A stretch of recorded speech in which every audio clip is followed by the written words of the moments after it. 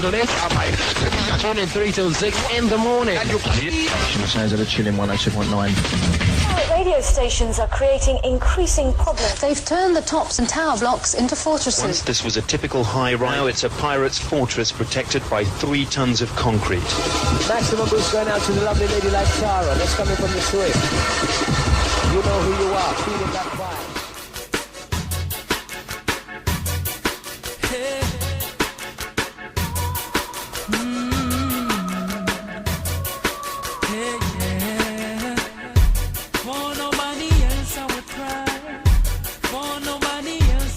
Right, you're live up in the place, Daley, Studio 8, Power Block Radio, with the Snowman and my man Tyler Daley here up in the spot. Oh yeah. DJ Griff on the flip side, got a camera on lock and all. I've been chasing this man Tyler Daley for a long time. Some of you may know him as the Hoodman, some of you know him as the Prince Hoodman. That's if you're checking him out on YouTube.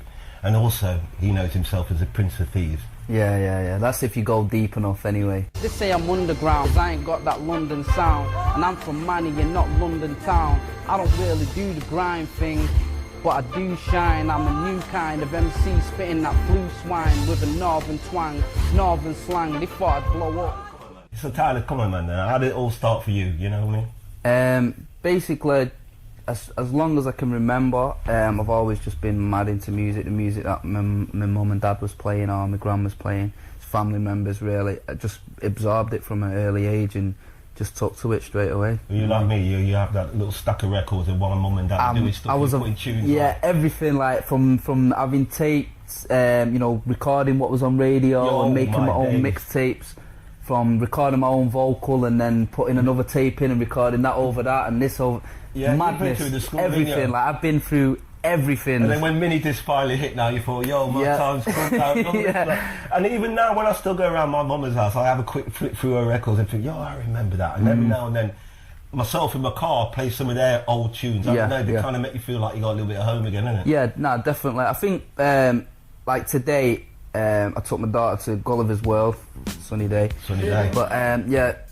Like today, all I was playing was like, you know, Cool in the Shade or like, you know what I mean, like, or Mary J. Gill, just old stuff. Stuff that I, like if it was, say it was, you know, 20 years ago, it probably would have been me in my daughter's place, going to the same place, listening to the same music, you know what I mean? I kind of keep that alive. That music just resonates with me differently, you know what I mean? Yeah, in some ways I find that, you know, that music from them days was good music as well. There weren't no cussing in their music then.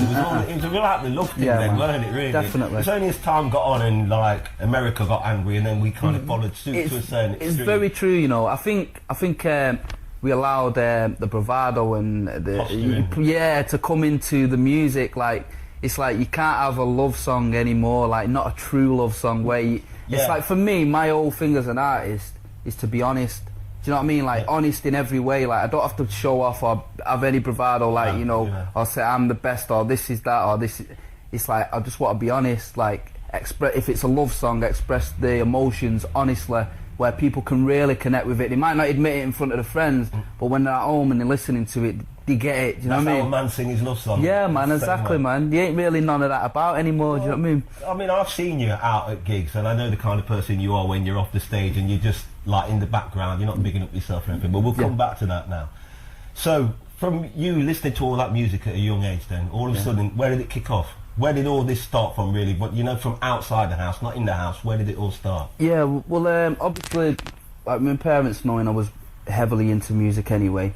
I just kind of got more into other things like football and this and that, and I was, you know, I was quite a good kid, but it got to a point where I didn't really know where I was going, so I was just kind of dossing about, getting into bits of trouble. Yeah, you do, yeah. And it was just kind of getting worse, you know, worse and worse, to the point where, you know, luckily I had parents that, you know, they sat me down. He was like, look, like it's not going. Like, what do you want to do? Well, lucky I would have got 2 claps. Yeah, no, I'm talking way after the claps. You know what I mean? Like, I'm too big for claps about this time. I'm just like, why? Like, they're asking me what I want to do. Obviously, music was my main answer. I remember, like, my parents got me some second-hand decks. So from then, I was a vinyl junkie for a bit. Oh, you got the support system. Yeah, so I started being a DJ or whatever. But what were you playing? Yeah, but it probably lasted about a couple of months of me being serious, and then I'd just come in and play tunes, and that was it. Yeah, you know what I mean? I didn't really get into any... Did you try in your hand, though? Yeah, I was trying, and then it was like, it just kind of slowly fell back into where I was in the first place. You know what I mean? I was like, back to trouble again, and then it was like, look, you need to actually do something. So from there I started writing music. And but when did you know yourself that you could sing? I didn't at first. It was I was a rapper because... Is that when you was Hoodman? Yeah, well, no, this is from way back. Like, I've always rapped and I've always sang, but I've always sang because I love singing, not because I felt I was good. I never ever thought I was good. Yeah, I just sang for myself, like anybody else in the shower, in the bath.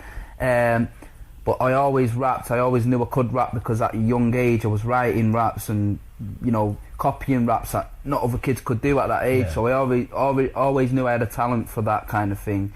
But I remember singing in front of some girls one time, and he was like, "Oh, you're really good," sort of thing. So I was like, okay, and then I got a bit more confident, and people was actually turning around and saying I was good.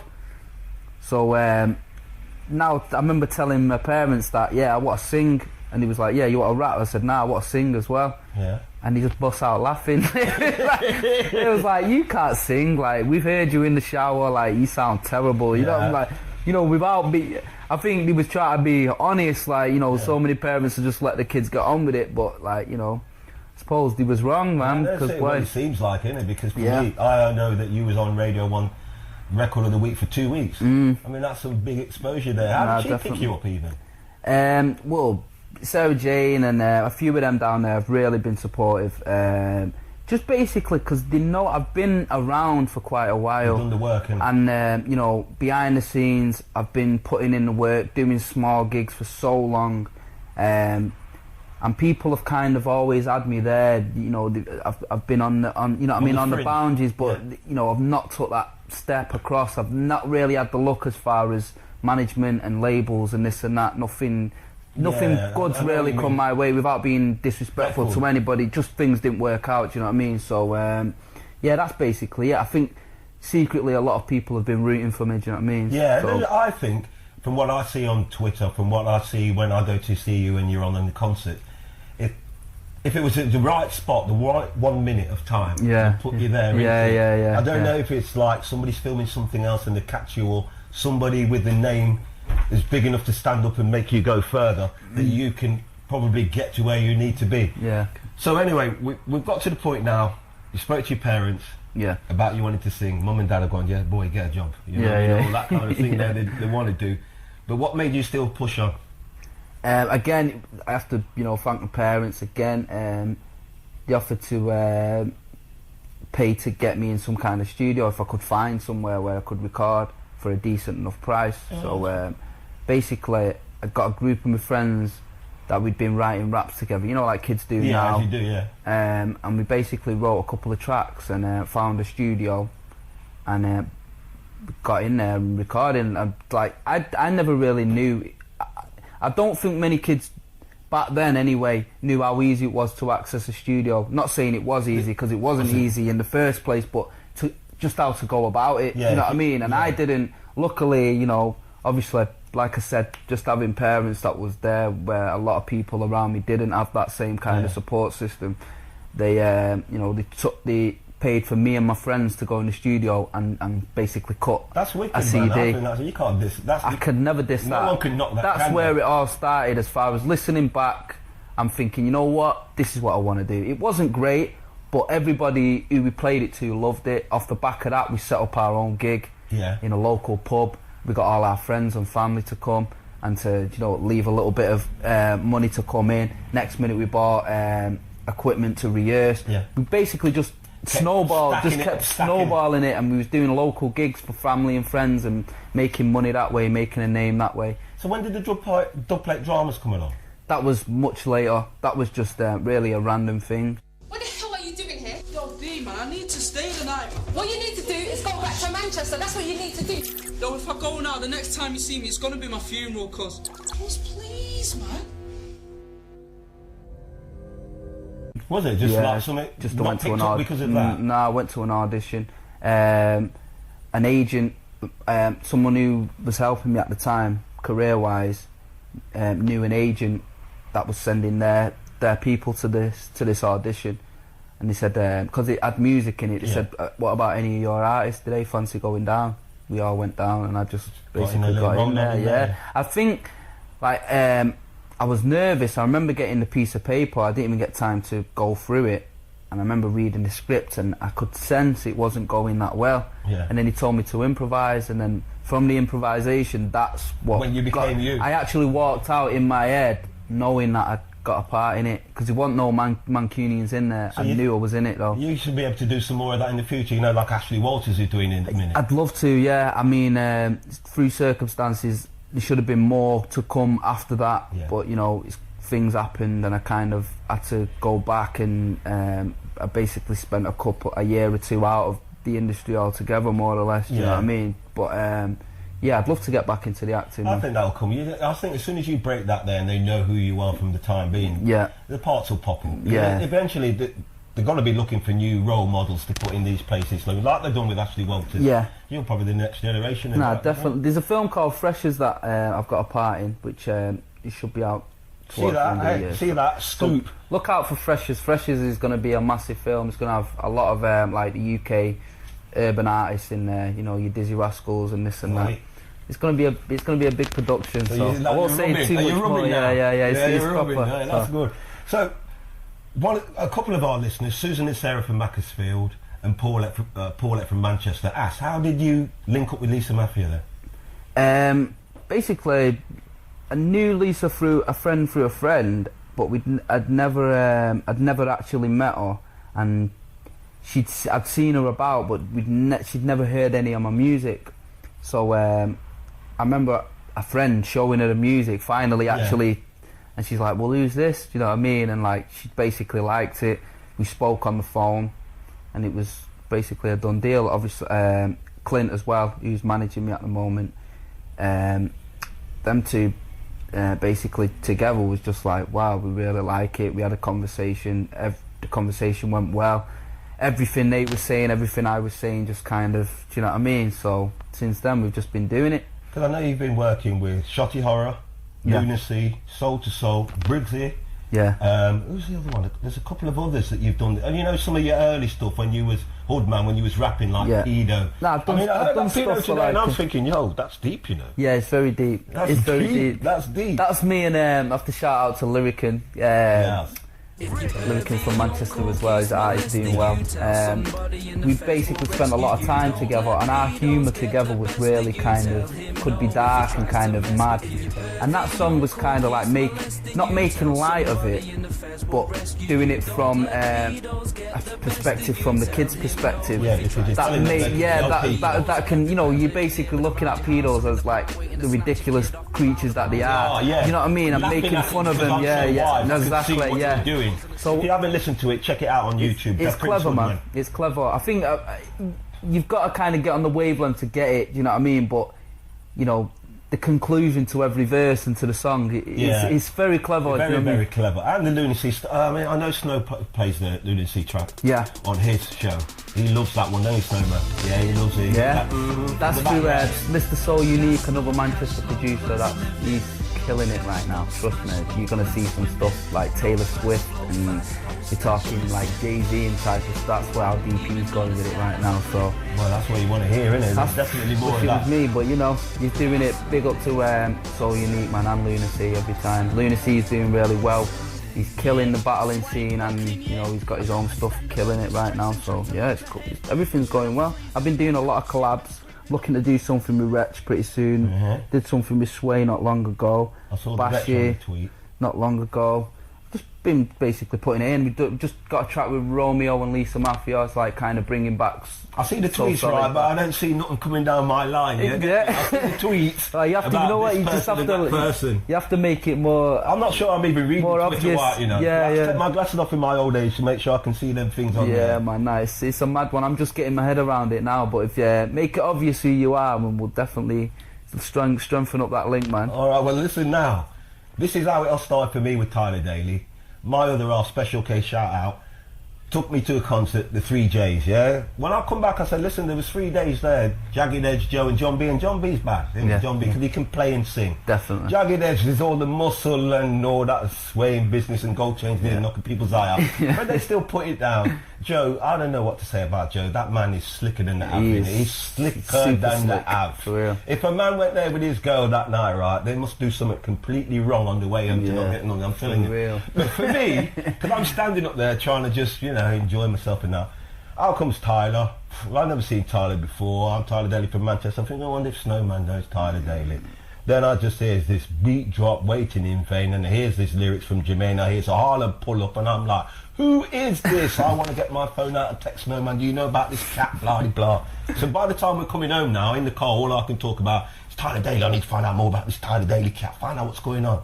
On the YouTube, the Prince Hoodman on the YouTube. Yeah. That's a DA Prince Hoodman. Yeah. And I'm scoping all the other videos, and then I come across the Cinderella one for tonight. That uses the Disney Cinderella video with his singing cut up to match the word. And I'm just drifting away with that one. I'm loving that one. Girl, put on your dancing shoes, slide into your favorite dress, 'cause tonight I'm taking you out on the town. I wanna see you smile again. I found some other ones like Hard Work. Samples that you've done are Hard Work. Rock With You, isn't it? That's another one that you got out there. And then I'm waiting for more stuff to come. Every time I go on the net, I'm looking just to see if anything else is popping in. I seek you there, I seek you there. I find an email address, I ping you. I find a tweet address, I'm thinking, all right, listen, I need to get this on my phone, and I'm doing all kind of old people stuff. Ping you, nothing's coming back.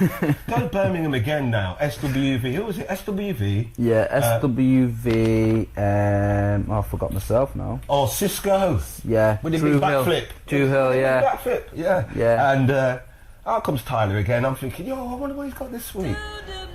Ribbon in the Sky, Stevie Wonder, bass line, turned the place up. I think everything that came after, for me, was a bit of an anticlimax until SWV pulled you up on the stage and you're pretending like you can't sing. I rattled off 2 bars, or the woman grabbed the microphone off you. I like that. She was joking. I like him small so I can wrestle him up on the stage and that lot. I like that. That made me laugh there. And you rattled it off again to enough from the top. Look, that collaboration between you and G-Man. That was a nice little special. It's on YouTube as well, so go and check G-Man is that. funny, man. He's funny, man. I thought, do a few bars of that, boys, because that would make me laugh. So what's next, man? Right now, it's the So Solid track that's about to come out featuring myself. So I've kind of just put my stuff on a back burner just until that gets released. So we're going to pre on that? I can hook you up with that. That's what we like to hear. That's what we like to hear. You know, after all this time of chasing, this is what we're looking for. Well, man. I'm here. I mean, you're here. Like, this is my home, man. I'm down the road right here, man. This is where I live. So I think the Ribbon in the Sky one you put up on Valentine's Day, didn't you? I did, yeah. And my show was the night after, and I'm waiting for it to come down because I'm thinking I'm going to play it on my show, and it come up the next night. I was like gutted, man, but I still had it rinsing in my car in the morning, man. Man. I'm sorry, but you know, I have to respect that. I couldn't wait for that one no longer. So, you got your stuff coming out with Lisa and Romeo, innit? Yeah. What about yourself? What you think? I'm just basically off the back of that, just because with them being already established and kind of like anticipating what they're going to come with, Romeo getting out the house and all that. I just think it's a good move for me to open myself up to a bigger audience. Audience, hit more DJs that just hear the name because they've never heard me, they're not likely to play me. Do you know what I mean? It's you know, the higher you get up, it's kind of more about favours rather than I play every week, you know, and you never get me nothing. You know, that's no disrespect to nobody, but that's what a real DJ does. If you like the music, you play the music and give it to the people. But you know, some DJs, it's all about money and this and that. We don't say no more politics, about it, is it? Because we're pirates, we don't do politics, man. If we like it, we play it. Exactly. And then, like, my next guy will say, who's that? I said, that's Tyler Daley. He said, yo, that's big. Cliff plays him. I play him.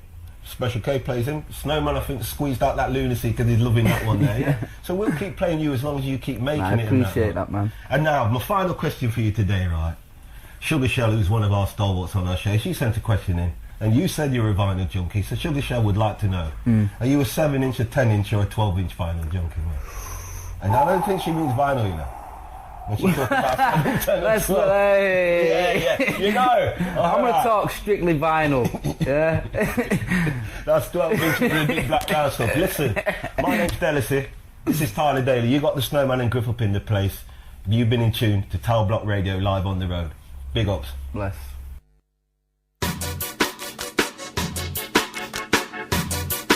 Hey.